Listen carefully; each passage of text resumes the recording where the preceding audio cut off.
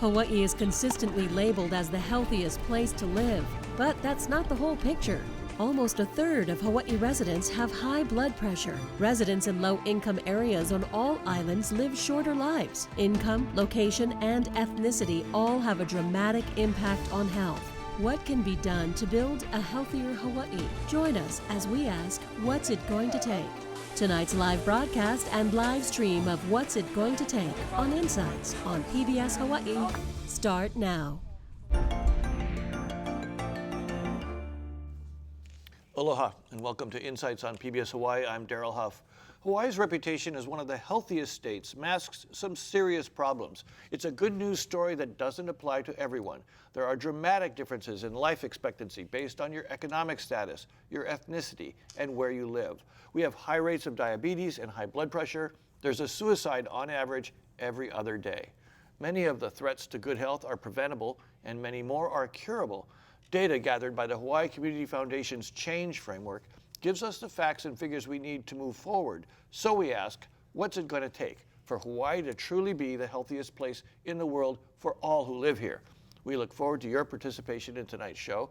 You can email, call, or tweet your questions, and you'll find a live stream of this program at pbshawaii.org and the PBS Hawaii Facebook page. Now to our guests. Madeline Hiraga Nuccio chairs the Prevent Suicide Kauai Task Force. She's been with the Child and Adolescent Mental Health Division on Kauai of the State Health Department for the past 20 years. For 20 years before that, she worked with nonprofits in California and Hawaii in the areas of mental health, foster care, criminal justice, and community health care. Eric Pai is a heart transplant recipient who received his new heart about 2 years ago. He's a longtime hairdresser who has helped with many of Hawaii's biggest hula events, including the Merry Monarch Festival. He grew up in Hawaii Kai and is a graduate of Kaiser High School. Richard Bettini has been the president and CEO of Waianae Coast Comprehensive Health Center for 25 years. He's a graduate of UC Berkeley School of Public Health and earned a Master of Science from San Jose State. He is a member of numerous health-related boards and past board chair for Medicaid insurer Aloha Care. And Dr. Andrea Hermasura received her PhD in clinical psychology from the University of Hawaii at Manoa. She was born in Honolulu, raised in Kaneohe, and is a graduate of Kamehameha Schools, a licensed psychologist. She is an assistant professor in the Department of Native Hawaiian Health at the UH Medical School. And let me start with you, Andrea. If you look at the healthcare system, what is the thing that you're most concerned about? If you could say one thing that you're most concerned about the future of our healthcare system. Our healthcare system. So I think the area of research that I look at is in health disparities and looking at certain conditions that affect Native Hawaiians disproportionately when they're compared to other racial and ethnic groups. But my area of interest is in implicit bias and racism and how that can play a role in the health of our people today. So how does it, if you were going to address that, how does that affect the outcomes people have? Yeah, so a lot of the biases that we have towards certain populations is systemic. So it's things that we've learned through narratives from schools, from our parents, from history books, from media, and that can create more opportunities for some while disadvantaging other people. And I think that sometimes translates into healthcare systems and who gets access to what kind of care and whether or not they get quality care when they do get the care that they need. You know, Rich Bettini, the mission of your organization on the Waianae Coast is essentially to equal out these disparities for your population out there. Do you feel that is a huge issue for our healthcare system in Hawaii? My board of directors, and just a few things about the Waianae Health Center, it's a nonprofit owned by the community. So our board, the patients really own the health center. And they provide our staff with 3 directives.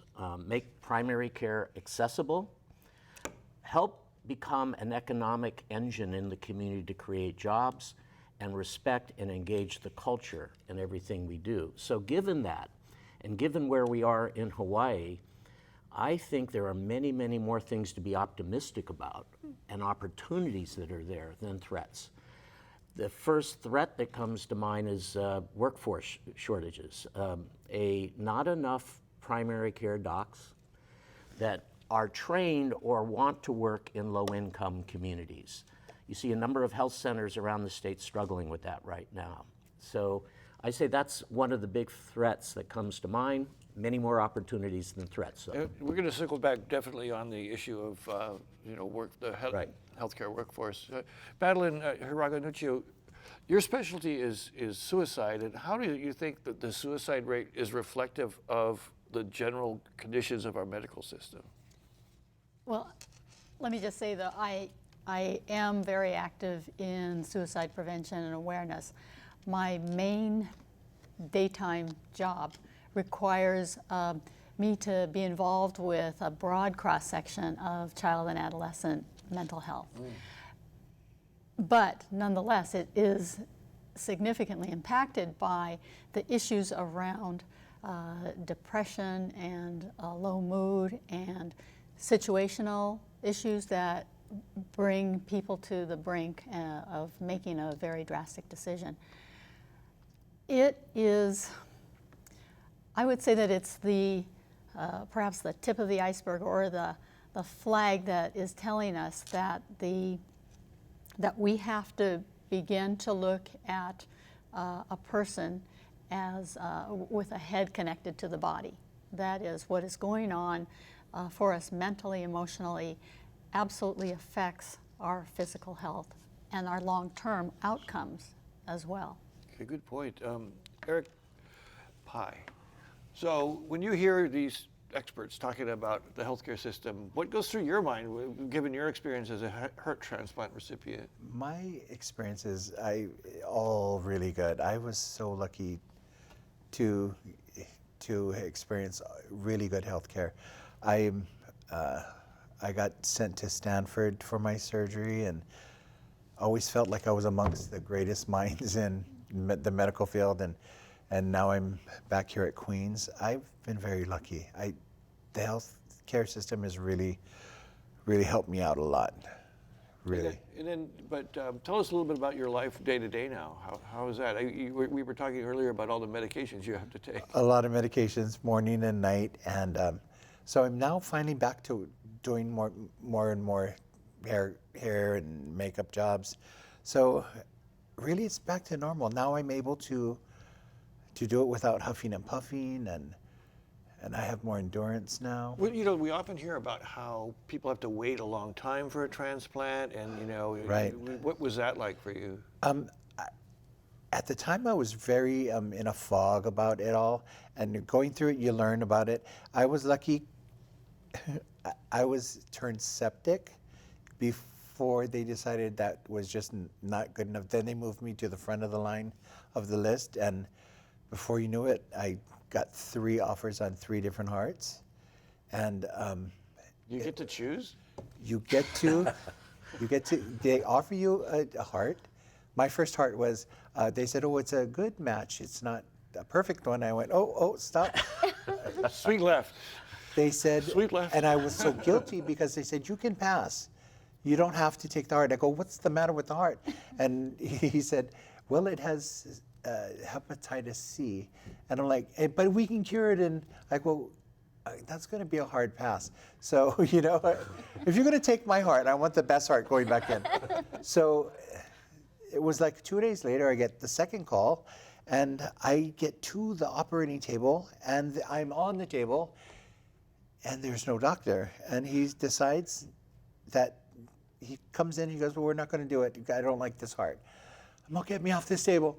So I'm thinking, where was it that you have to wait a long time for organs? 2 days later, they called me. They said, we got the heart. And they said, it's perfect. And so I went in, and I got the 3rd heart. So 3 times the charm. Wow. That never happens, is what I was told. Not ever. So the healthcare's been so good for me. I've been very, very fortunate. Okay, well, we're done with you then for the night. Right? Just kidding. But thank you. That's a Thank God. wonderfully powerful I couldn't story. possibly have gone through. I don't know. What breaks my new heart is I can't imagine people not being able to get the kind of healthcare that I got. I don't know how it is that they don't have it.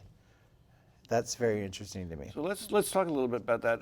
You know, one of the other real red flags out there in Hawaii, in particular, is life expectancy, and we have a couple of graphics about this to look at life expectancy in a couple of counties. If they can bring that up, whichever county they show me is the one I'll do. Okay, so on Oahu, you've got on the Waianae coast, your life expectancy is 74.9 years. In East Honolulu, where you're from, Yeah. it's 87.3 years. So there's almost a 13-year discrepancy between Waianae and Hawaii Kai or East Honolulu. How is that possible? We'll talk about that. Well, that's what you ask these experts here. So, Do you know that answer? Maui, Yes. Maui County, it's about a 10-year difference, a little bit less than a 10-year difference between basically Molokai Oh, and Kahului, Central Maui. so Maui being 10 years longer. So so let me try Rich Patini. Is this because of geography, or what the heck's going on there? What are your I first believe there's a thoughts? correlation with poverty. And if you look at social conditions, we're beginning to learn more and more how impactful they are on outcomes. And when I said I was optimistic, a couple of things lead me to be optimistic. I didn't know much about the show.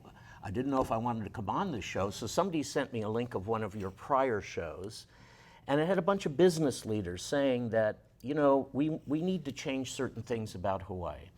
And we have a lot of our young people leaving, lack of opportunity. What about the homeless? Almost everybody is impacted by homeless. Right. And I saw a commitment from the business community to do partnerships at the community level to address the social determinants of health. And that gave me hope. And I really believe in that, the public-private partnerships. So how does that relate back to Waianae? We did 210,000 clinical visits last year, and 80% of those were to people at 200% of poverty or less. And many of them are impacted by food insecurity, housing insecurity.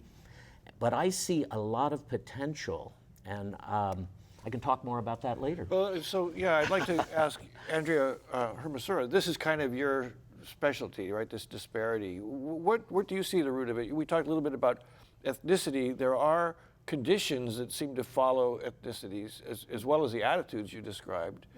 And then poverty tends to follow ethnicities. How do you parse out that difference? I mean, what do you think is happening when you look at those numbers, those expectancy numbers? Well, I think that's very correlated. There's a large Native Hawaiian population in Waianae, for example. Well, if I go back to historically, Native Hawaiians weren't allowed to speak Hawaiian language in schools, and they weren't allowed to practice their cultural practices and beliefs. And so sometimes, and they never owned land. And so when we were colonized, the idea of owning land didn't make sense and didn't create opportunities for them to do that and to be in a higher socioeconomic status so that they could access better care and access more healthy. Like, I think they've done research where there's more fast food restaurants per block in Waianae compared to like Hawaii Kai. I wish there was more in Hawaii Kai. And there's, even if you look at the median strip in Hawaii Kai, you can play football on the median strip. But if you go out into Waianae, there's no median strip, and so there's a lot of accidents. You could have, you could have non-healthcare related deaths in some of these areas. Absolutely. At a pace that could affect that statistic. Right. Madeline, Kauai, talk about Kauai, and also what do you think is at the root of these disparities? Well, I think that one of the terms that Rich mentioned is going to be sort of become commonplace, more and more commonplace, and that is the social determinants of health. What we're talking about, and it's the same for Kauai and the neighbor islands as it is for Oahu, that the conditions under which we live, the kinds of access that we have to education and housing and all those other things that make up our lives, those are the things that really create our health status. And where we've thought before that it's primarily whether we go to the doctor or whether we take the right medication, I think the evidence is is growing very quickly, that those aren't the primary, the fundamental issues that impact our quality of health. And it happens in the area of behavioral health. Another common term that's growing in usage is adverse childhood experiences, what we call ACEs in the business. Those adverse childhood experiences, which include things like being in a household that experiences from time to time domestic violence, or having a parent who dies, or a parent who goes away to prison, or has a substance abuse problem. Those kinds of things are impacting our lives in very real ways. They're limiting our the length that we live. You know, Eric, when you hear what they're saying, I mean, as a native Hawaiian as well as I mean, you were basically raised middle class? I would say yes. So when you hear this, what does it make you think about? How really lucky I am. I'm really lucky. I was born and raised in the same house that I'm living in now. So it saddens me that not everyone's has the same accessibility to things like doctors or just medical care, or and just or food, or I mean, good or clean air, education. water. It's crazy. Are we saying though now, from what are we talking about, that this is for Hawaii primarily a native Hawaiian issue? Is that fair? No, I have a not question. The reason I'm asking, we do have a question from a viewer. Why are so many Hawaiians and locals so health compromised? Is it their culture? Question mark. I'll let you try and take that on. Yeah, I'm not sure if it's their culture, but I think it goes back to like social determinants of health and like where they primarily work, live, play, all those things, and the environments that we live in can affect our health. Well, they say that the pre-contact Hawaiians were probably the healthiest Very people on earth. Yeah. I mean, that was Right. what I've heard many Right. times. Rich, how do you think that plays out in terms of ethnicity in particular on, from the experience you've had? Again, I think the correlation is to poverty, but there's other issues that are unique to Hawaiians, including the loss of land. Yes.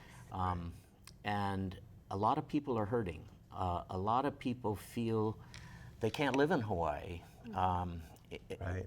you know, and afford healthy food and to have the kind of job it takes to pay for rent or to buy a home. And you have thousands of Hawaiians on the wait list to get housing.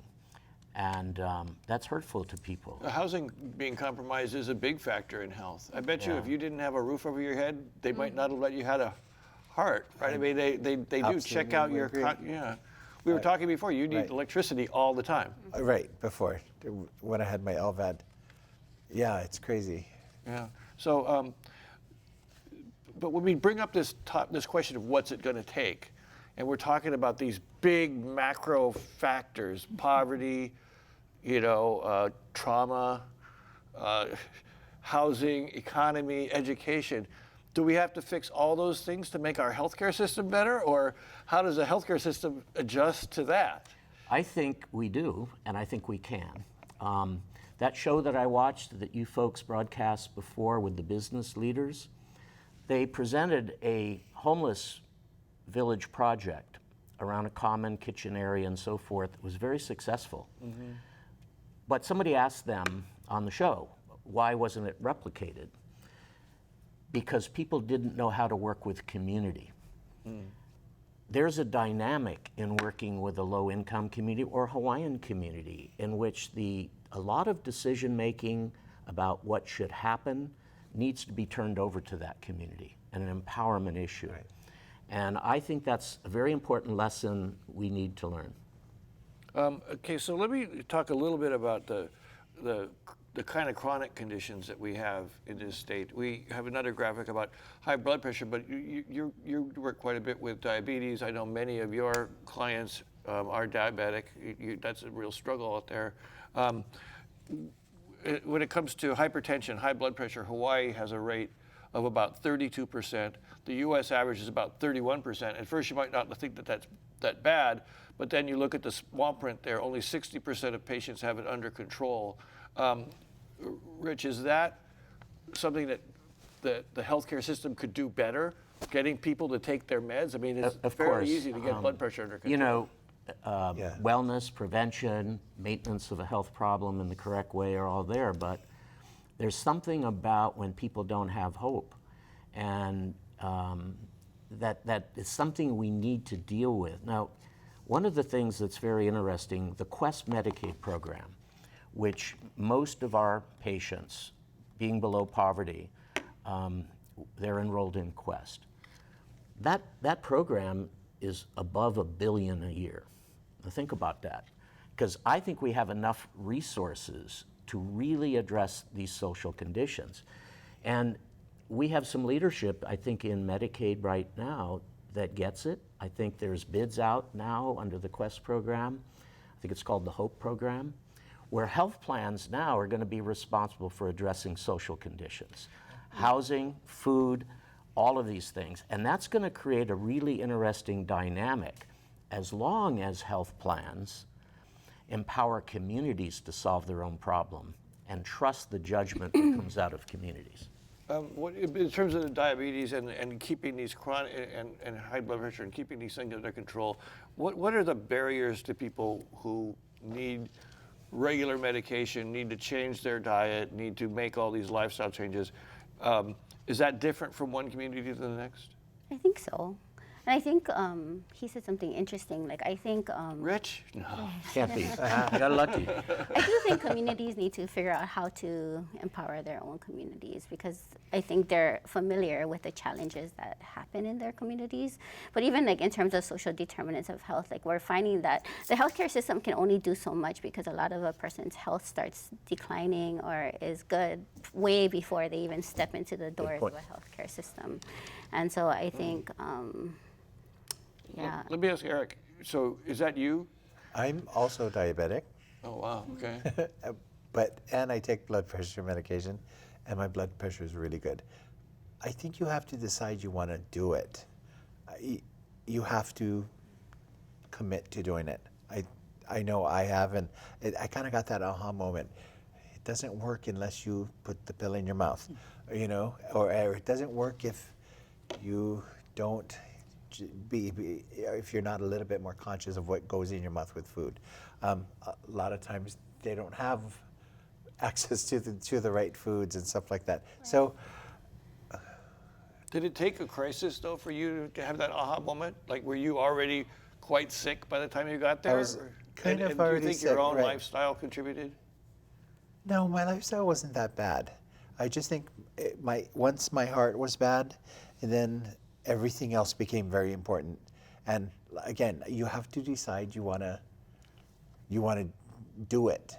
I think that's true, Eric. And I also think that if you're worrying about putting food on the table, feeding your kids, like you're going from job to job, like we know that people in Hawaii work multiple jobs. Yes. Yes, it's really hard then to exercise or cook home-cooked meals with more vegetables. I mean, you're just kind of surviving. And when you're just trying to survive, I had no idea the level of hunger in our community. Mm-hmm. Wow. And until we started doing food distribution and connecting with the community, and how kids rush to get off the school bus before the free breakfast ends, or they're going to go hungry. Mm-hmm. And so one of the things that we've been working on is to survey thousands of our patients. And we use a social determinant tool where we ask them, what are your biggest social concerns? Mm-hmm. And I was so surprised that food and hunger and healthy food came in ahead of housing. Housing is really important. You know, I did get a question from a viewer. Please discuss the impact of diet, cheap junk food on health. A family that's doesn't have enough money to do, as Andrea was saying, you know, what do? They do spam musubis, which is really yummy, but it's really not good. You know, a lot of kids are very familiar with all that kind of stuff. Hawaii's the biggest consumer of spam. Right. It's easy food. It's easy food to have. Relatively cheap. It's very salty. and it's cheap. So you're kind of damned if you do and damned if you don't. Is there anything? Go ahead. Well, I was thinking that one of the things it sounds like you're asking and the viewer is asking is, so there are all these great grand ideas about addressing social determinants of change and those determinants of health, and those are going to take a long time to actually show significant impact. But at the same time, the advances, I believe, in healthcare, the technology of it, and then the change of thinking that we're having about how the patient and how the client is supposed to be engaged in his or her own welfare and health. I think those three things together are going to make the change happen faster than waiting for all of the upstream things to occur. You know, just a couple of questions. Our viewers totally get what you're saying. It's like, so caller has celiac disease, I guess that's how you pronounce it, and is able to maintain health by eating Hawaiian foods and a plant-based diet. How can we make this lifestyle more mainstreamed? The other question is about schools educating young people, and asks whether the cuts to PE and health classes be contributing. But back to this diet issue, and we mentioned that Native Hawaiians were the healthiest people on the planet, but when you took the water, you took the land, you destroyed the existing agricultural Your system. point was that There are efforts in the island. ownership. There are efforts in the islands to reestablish some of those things, especially out in Waianae. Are you guys affiliated with biofarms and all those other Sure, projects? and we have a network in our community. I want to talk, and I don't know if I can do this justice, but I want to talk about a remarkable meeting that was held last Tuesday night in our community. We were approached, Josh Green, the Lieutenant Governor, and William Isla, who is with Hawaiian Homes, approached us and said, what if you had 25 acres of land and your mission was to address the social determinants of health? Can you make it 250 acres? Well, that's one of the things I think the community came back and said. You can't build a lot of homes on that, but what would you do? And what I like about that was not, this is what you're going to do. We want to listen to the community, want your ideas. It starts with that. It's very powerful. And you can imagine that there's a lot of perceptions in the community about how one would do that. And not everybody might have the same opinion. So this meeting, there were people there, I think, that were ready to say, here you go, taking Hawaiian lands away. And our thought was, no. We were approached, and so we want to facilitate a process where people in the community come up with their ideas. And what was remarkable, by the end of that 2-3 hour meeting, there was complete unity. And there was a process defined on how we would work with Hawaiian leadership and how we would design that property to address small homes would be part of it. Food security would be part of it. We would actually create warehouses to distribute food, but also to learn about how we can do sustainable agriculture. Part of it, and one of the biggest things we can do, is getting people jobs. I honestly think that part of the alienation and part of the root causes of a lot of disease is people not having meaningful work. And consider this, the Waianae Health Center employs 800 people. And the majority of our employees live in our community. That's a lot of groceries. Yeah. And if we can get more Hawaiians trained in the professions, we can recruit her to Waianae, but we can get a lot of our people in really high-paying jobs and raise the standard of living. I don't know if there's a better thing we can do than to contribute to wellness that way, is through economic development. Okay, so I want to move on. I mean, I think we've done a good job covering that issue. No, but I think that there's also, nuts and bolts problems with our system. Problems right now. You're talking about health plans being empowered. That's Quest, right? That's a lot of people. I mean, that's like a third of the population, but that's Quest. Yes. Otherwise, we've got basically 2 or 3 insurance companies in this state that really drive what our system looks like. I'm making that sound like an editorial, but I'd like to talk a little bit about the things we're short of, which are medical primary care physicians, as you mentioned. That's a huge shortage. Anybody know how short we are of primary care doctors? I didn't even know we were short. Yeah, no, it's pretty. So there's a study that's put out by the Health Services Resource Administration, the feds, that says Hawaii is not short. Of primary care. Yeah, but that is so invalid, and that's something we're going to go after because, it's You think about. they're wrong? You think they're wrong? Oh yeah. Oh, okay. Oh, absolutely, they're wrong. And you know why? I think there is a shortage of primary care docs willing to work in an environment in which they're seeing patients like ours. Oh, I see. And it could be on Molokai, for Well, I mean, example. does that kind of explain the geographic district? I think also doctors are being trained. On Kauai. Oh, sorry. No, I just don't. Yeah. I don't mean to interrupt you, but I mean, on Kauai, what kind of shortages? I always hear that Big Island, maybe Maui, not so much, but some of these islands, a not that unusual condition will still force you to have to fly to Oahu. That's correct, yes. Primary care at this point on Kauai, I believe, there's probably a 3 to 4 month wait for a new patient to get into a primary care provider. Yeah. And I think specialists are even worse, so And like psychiatrists. I mean, that's why I think telehealth things are becoming more critical. Speak of the shortage here. This is a list of the specialists that we are more than 25% short in. I'm not exactly sure where these statistics come from. It's really small. Oh, sources Hawaii Community Foundation. Okay, so infectious disease, general surgery, orthopedic surgery, colorectal surgery, family medicine, and others. I remember being in the healthcare field myself once, and the plans were being told, make sure you get everybody tested. Everybody has to have a test for potential colon cancer. And when they did that, they had way too many patients who needed attention and not enough specialists to treat them. So what are we going to do about that? I mean, what can be done about that? What do you folks So I know there's a lot of initiatives at the Johnny Burns School of Medicine to address that. So there's like pipeline programs where they're starting to intervene in middle schools in like Nanakuli, for example, to get them students interested early in science and math so that they can be competitive and go into healthcare. So there's a lot of local initiatives, I think, happening to try to recruit and help people successfully get into medical school, but then to graduate and then to stay home. Because people who are from here are more likely to stay here.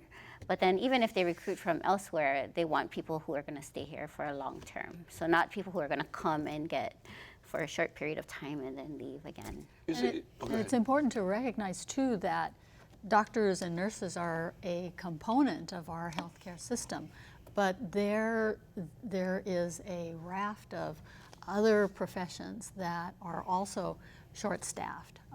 And the whole idea of building up from the bottom with the community health workers and people who can go into the rural areas and connect with folks who may not have English as a first language and have different cultures.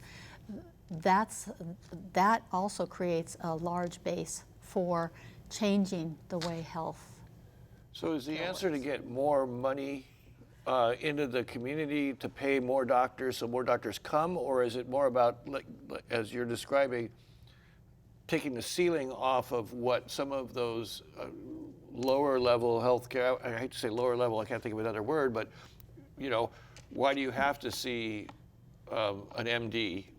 Can you see a nurse practitioner? As I understand it, we in this state have been pretty slow to adopt alternatives to MDs. Is that correct? I think it's going to take a combination of things, and there are some real gaps in what we need. So today, I was walking across our campus with some visitors from New Zealand, and I ran into 25 of our medical students. So the Waianae Health Center is in partnership with H.E. Still University Osteopathic Medicine.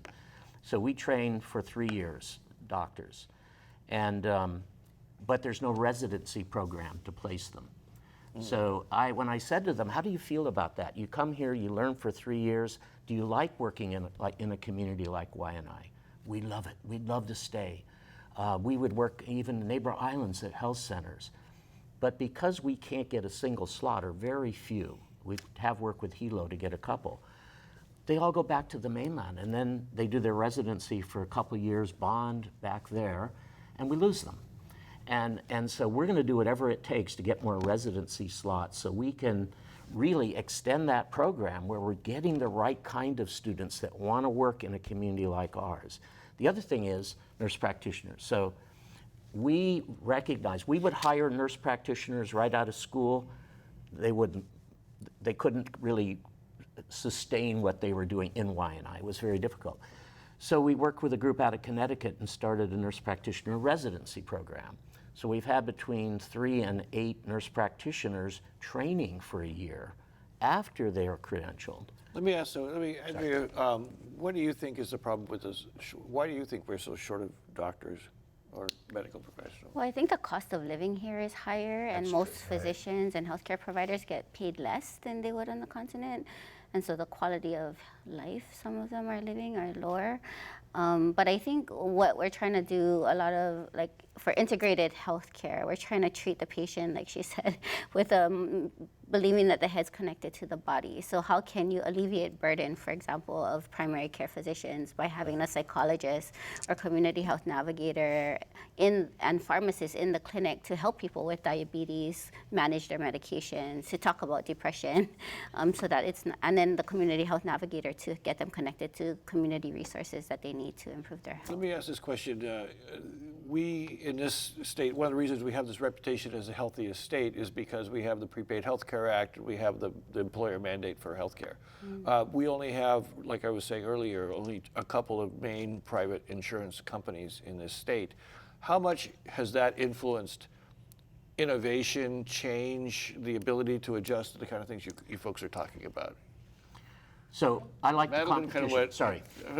Go ahead. Yeah, I'm going to defer because it baffles me the sort of, I don't know, the obstacles to getting the engagement of the entire system, including the payor.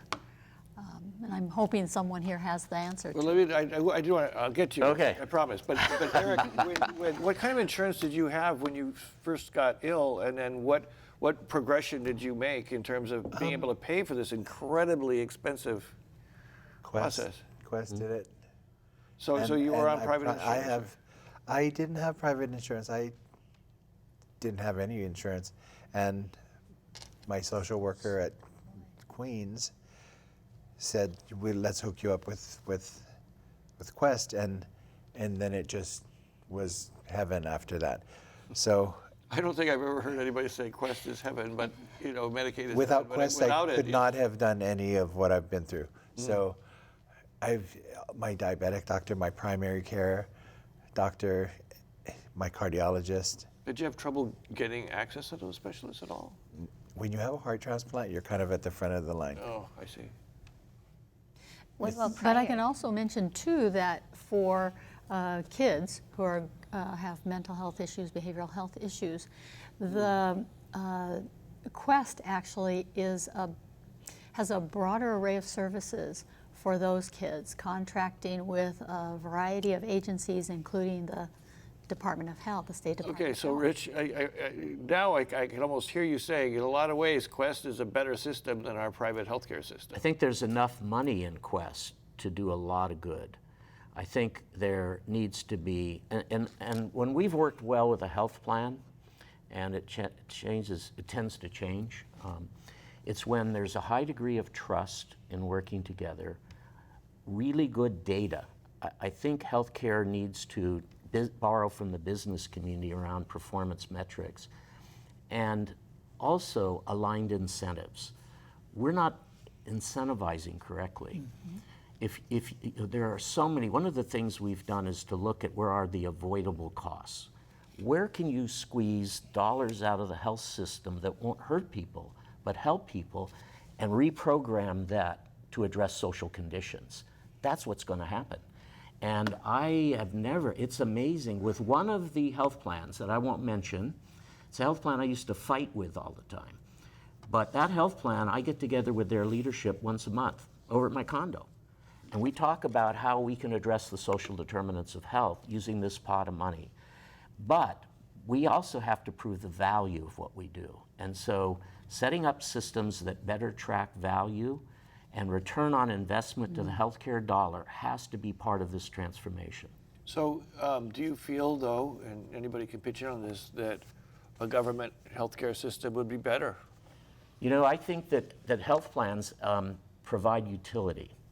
And to the degree that they provide utility, which means to get more value out of the dollar, they're worthwhile. If they stop providing that value, then more and more people are going to look at single payer solutions.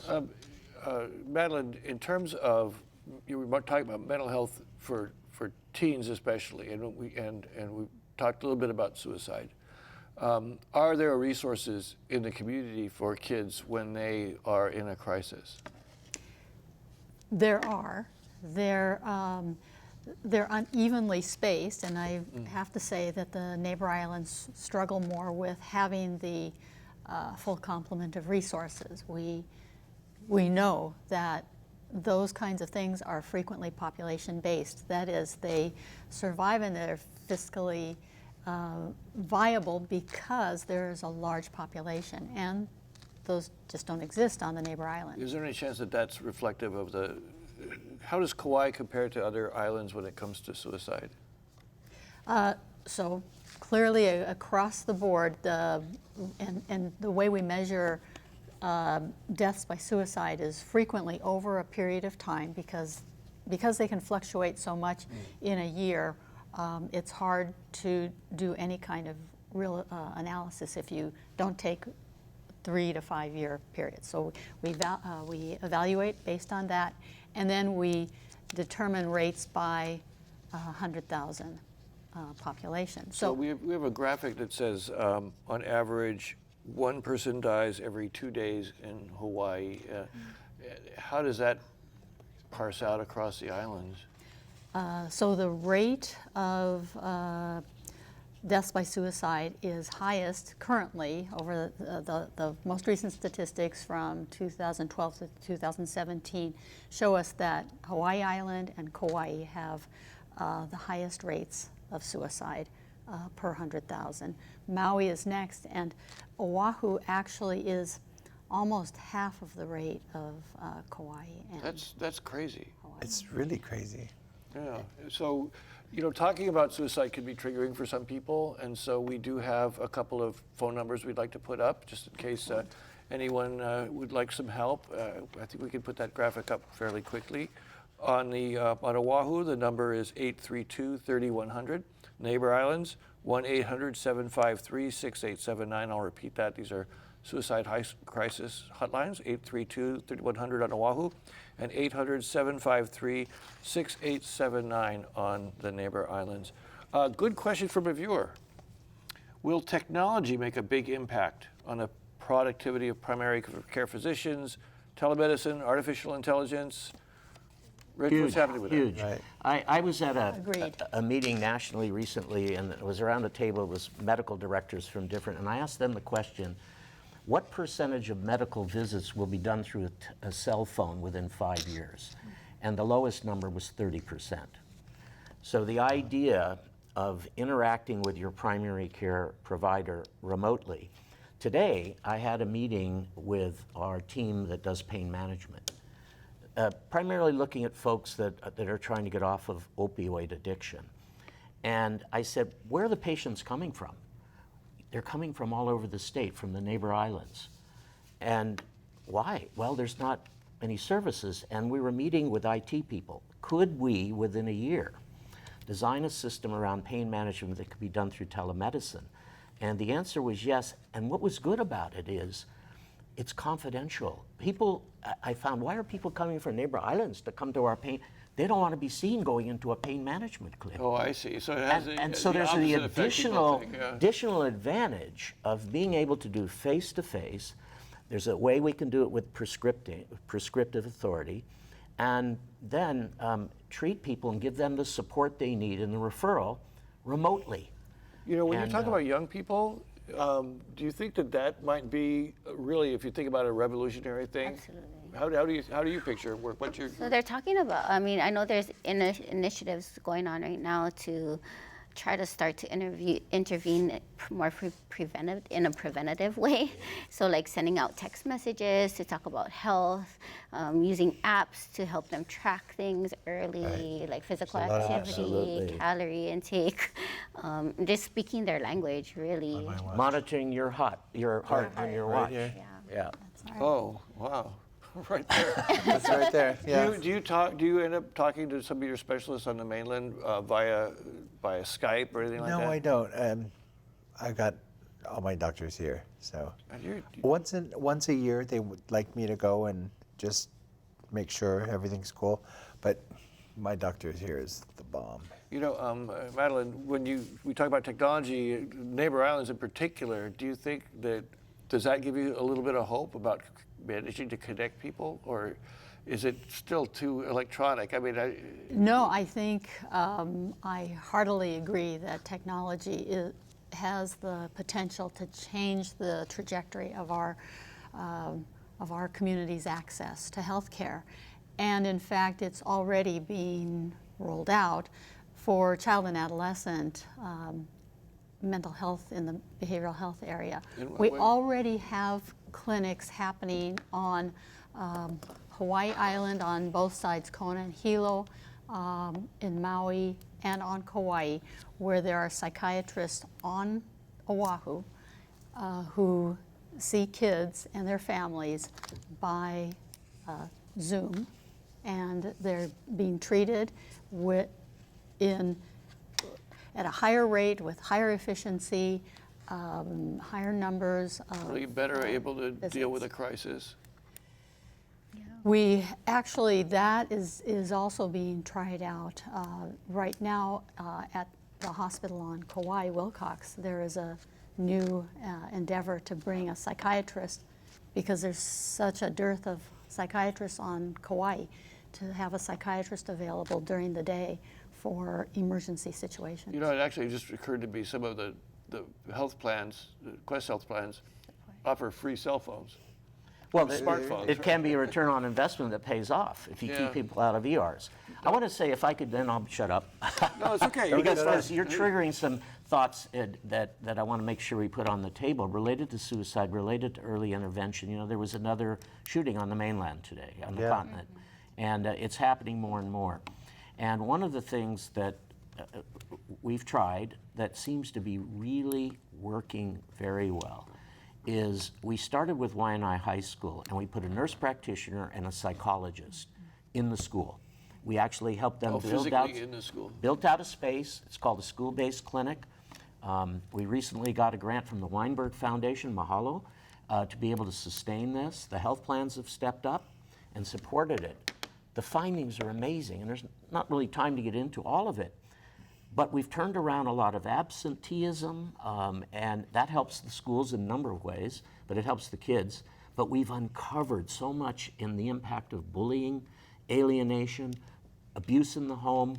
It goes on and on. At some point, we need to publish a study on that. But what a return on investment that will pay off for decades in better outcomes. And who would have even thought that treating someone's health issues Early changes on. their Right. attendance at school? Oh, absolutely, absolutely. And we started it at Waianae High School because they asked us to, and we had a close connection there. It was so successful that Nanakuli High School then. And now we're in Waianae Intermediate, and we're having other schools say, can you do this for us? And it's not a doctor. It is a Nurse practitioner, well trained, with a PhD psychologist is the usual, and a community worker. I have to honor our viewers by getting to some of their questions, because we've only got about 6 or 7 minutes left. When you talk about community, does it only pertain to Native Hawaiians? I know the answer is no. But what other groups in this community need the kind of attention? So Filipinos have a pretty bad health status. Micronesians, other Pacific Islanders. Is it similar problems? Similar problems. Similar They're problems. saying, so Filipinos are usually grouped under Asian populations, but their health status is more similar to Pacific Islanders than there are to Asians. Another question, a lot of questions about diet. You know, in some other overseas countries, the government takes a more proactive role in seeing that healthy, non-GMO, non-steroid, non-antibiotics foods are readily available. What would it take to get the government here more involved? That's a big question. Sounds like a money question. Money or land or just, you know, who wants to grow something that is going to cost 3 times if you grow it here that they can buy it at a supermarket, right? And there's the whole question of self-determination. We have Another great question. You know, a caller sees a connection between overthrow of monarchy and changes in values, practices of Hawaiian people to more Western influences. What does the panel think? I'm reminded of Daniel Anthony and the Pa'iai Poi movement. You know, something like that, very grassroots. I mean, primary care doctors are not routinely trained in nutrition. We should start at the grassroots with registered dietitians in the schools. I mean, how big is diet in all this? I mean, how much should we focus on huge. I think it's huge. I think it's huge too, but I think there are economic decisions, there's motivational decisions. If you want to change what's in the market, I think we need to educate people around alternatives and healthy foods and all of that. But people, you know, a few years ago we did a thing called the Waianae diet, and we put people back on the traditional diet. But then and the way we would do it is, a wonderful Dr. Terry Shintani would be to get people to dine together.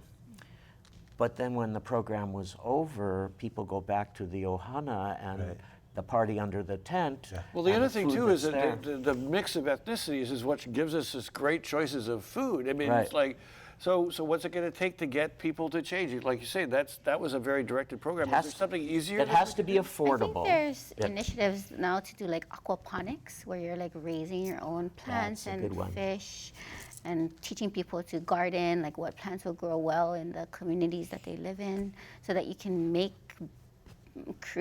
grow your own food for your health. That's a big Eric, how have you changed your diet? Oh, I should change it a lot more. I have to be very conscious about carbs and stuff like that. Salt is the enemy for me.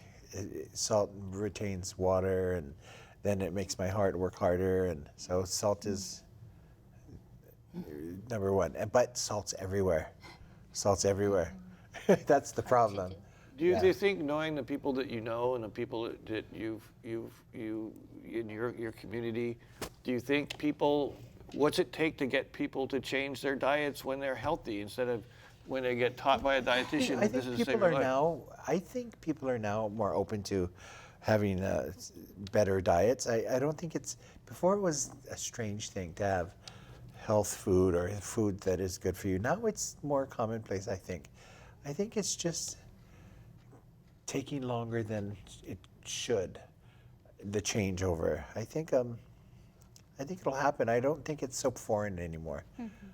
Madeline, what are your thoughts about that? I know dietitian is not your specialty, but No, but I was thinking that, you know, we made some major changes across the nation in terms of tobacco use. And there were a number of components to that effort. It almost, your viewer asked, you know, what would it take for a government to change this? I think there would have to be an entire community educational process and changing the financial aspects of what kinds of things were easy to get and what kinds of things were taxed. Where does that come from? Where does the pressure come from? People have to want to be well, but before I forget, I want to mention the success of farmers markets. And so we operate several of them. One in Nanakuli has really caught on. Making healthy foods, fresh fruits and vegetables, easily available at a fair price. Right. And we found a way to link that in with some of the food programs that people get coupons to be able to acquire. And if we can double down and maybe they get twice the value if they get vegetables and fruits, and they're accessible, they're easy to get to, I think we can have an impact.